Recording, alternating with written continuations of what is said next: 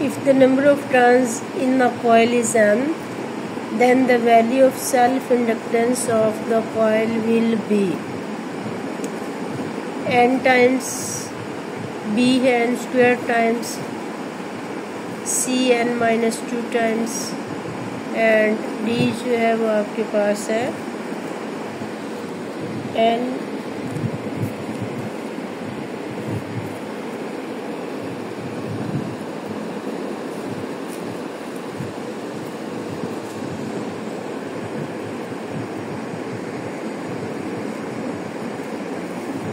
n की power 10 times.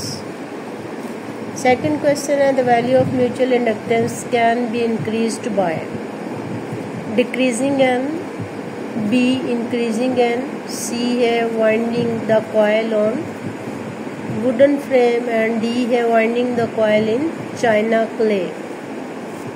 Third question है unit of inductances, a है henry, b volt second per ampere, C है mega ohm into second and D है all of this.